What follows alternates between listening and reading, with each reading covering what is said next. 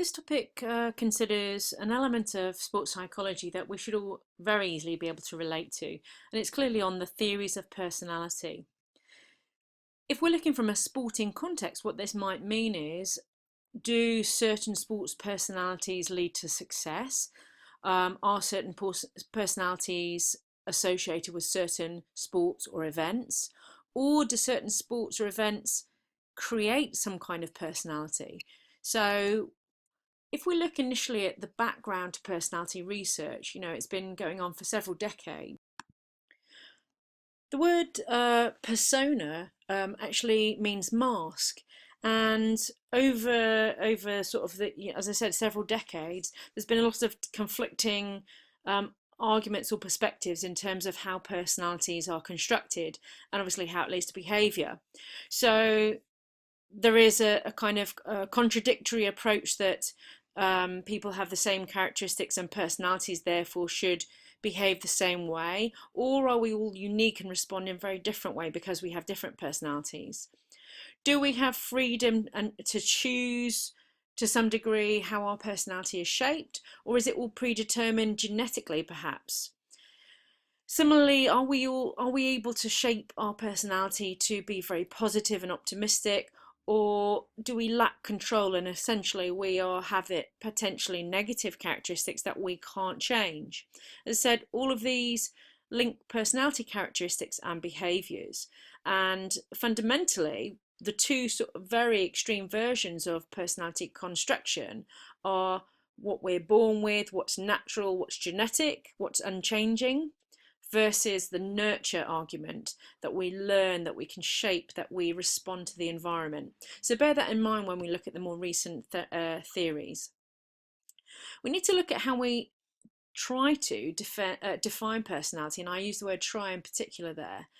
Here are a couple of versions of definitions. Now remember, particularly in psychology, don't think of things as being absolutely right or wrong. So Hollander and Eysenck both have defined personality there. Just pause the video and see if you can pick out any key elements or key words in these definitions. Both definitions recognise the word unique and suggest that we're sort of made of, or we're comprised of several characteristics, and also some of which are stable and enduring, more or less. So they're fairly constant. So we need to just consider the relevance of studying personality as a sports psychologist or as a coach when working with athletes or teams. Ultimately, we can perhaps recognise the characteristics that comprise their personality. And with this information, perhaps we can use this to optimise their performance, to make them perform better. Questionably, we might be able to predict how they might respond in certain situations, perhaps to your coaching style or in a competitive situation. And ultimately, maybe an important question is, if we know certain characteristics of a successful athlete, can we therefore predict if somebody's going to be successful or not?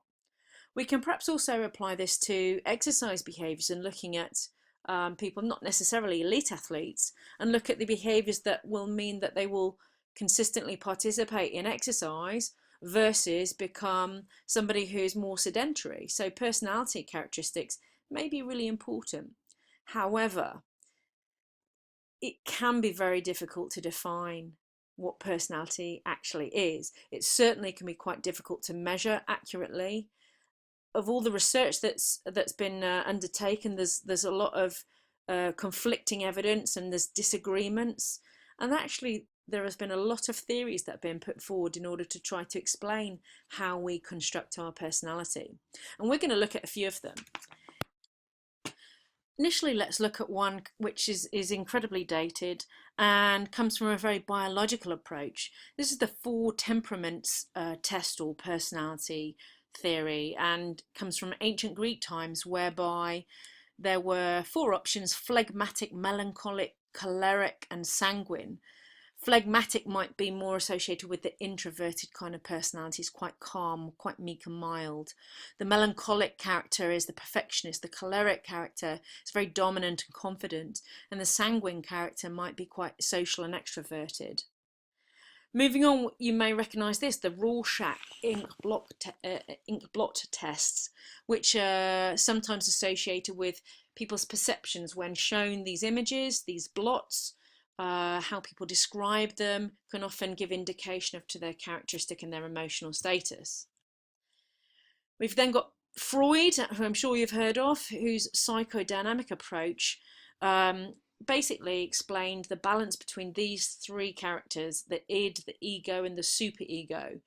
And basically the id is your fundamental drives, your sexual, your survival, the things that you seek to have.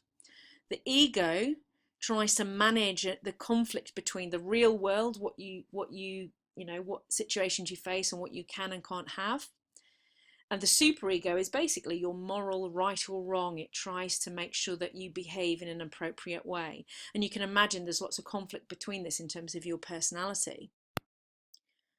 Then we've got Sheldon's constitutional theory, another biologically based personality theory. And this looks at the different somatotypes that your body shape, the degree of endomorphy, mesomorphy, and ectomorphy that you have. And based on your body shape, you may exhibit certain personality characteristics. Then lastly, in terms of the more historical ones, one which we will look at, the narrow band approach, which was done by two doctors, and they studied several cardiac patients, people who had coronary heart disease. And they determined that people were twice as likely to suffer from coronary heart disease if they were type A characters, this impatient, high blood pressure, very driven, competitive ambition, intolerant people. So we will look at that a little bit more in class. So those tend to be the more dated versions of personality theories. The more fundamental ones that we very much need to know about, there's kind of three categories. The first category is trait theory of personality. Initially, Allport in 1936 looked and suggested that we as people, as personalities, have cardinal traits. They dominate your personality. Then we also have central traits, main traits to your personality, and then secondary traits, things that might be slightly more changeable. This theory was developed then by Eysenck in 1947, who looked very much on two continua, your stable unstable continuum and your introverted extroverted continuum. There's an inventory, a sort of a questionnaire that we can take, which will place you on these continua and tell you which degree, how far along each of the continua you are. And based on where you are, let's say you were placed here, you might exhibit these kinds of characteristics, or if you were placed here, you might exhibit more these types of characteristics. So there's like two dimensions that Eysenck measured. Cattell developed this, and actually he felt that 2 dimensions was way too narrow to measure somebody's personality. So he designed an inventory which measured 16 personality factors. So these are the factors here, and these are almost like the extremes of the continua. So you're either low score on that warmth factor will give you a cold, selfish personality trait. The high score will give you a more supportive, comforting trait. Again, there's an inventory that you can take to determine where you might be on these 16 factors. And then the more current one, this is typically used now, is Costa and McRae's 1990 5-factor model, or the Big Five. And these are the 5 factors that are assessed. And again, high scores or low scores on each continua give you different characteristics in terms of your personality. So in general, the trait theory suggests that your personality is genetically acquired. You're born this way. It's a function of you as a person. It's not particularly influenced by the environment around you. So your behavior is a function of you as a person. The characteristics you exhibit, whether you're anxious or kind or aggressive or competitive, will be common throughout whatever situation you're finding, at home, at work, in sport. Quite an extreme suggestion, but it does suggest that if you know somebody's traits, you can predict how they're going to be. Then we've got social learning theory, almost like the opposite of trait theory. And this suggests that you learn how you are, how you behave, and what your personality traits might be. The images there then relate to how we learn.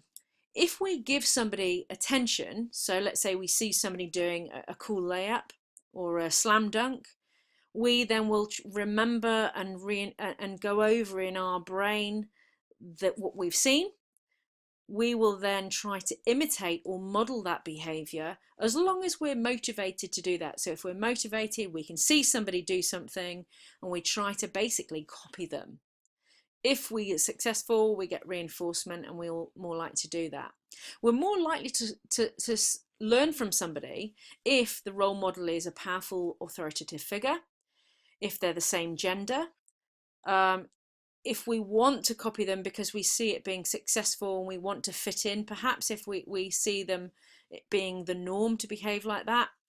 And if they're high status, so if they're the captain or if they're an elite performer, we're much more likely to copy that. Hopefully, the behaviours that we copy and the people we choose to copy will be positive role models, but unfortunately that's not always the case, and young people are very impressionable in that respect. So social learning theory is very much about learning personality traits and behaviours through the environment, not how we're born. It's the opposite from trait theory. Thirdly, then, we've got the interactionist theory of personality, which, as it suggests by this Venn diagram, says actually it's not one extreme or the other. There's a blend of genetic or personality characteristics, and there are some things that we'll learn in certain ways will behave based on the environment that we find ourselves in. The two key theorists or interactionist theorists were Hollander and Martins. You can see there both have got a core psychological factor. This is who we truly are. This is unchanging. This is internal to us. Then we've got typical responses on both. So this is the learned behaviours that we're most likely to exhibit. Then we've got role-related behaviours here and here, which are ways in which we might respond to the demands of the environment. And as you can see, the most extreme one is very much reliant on unchangeable based on the situation we find ourselves in or how we need to behave.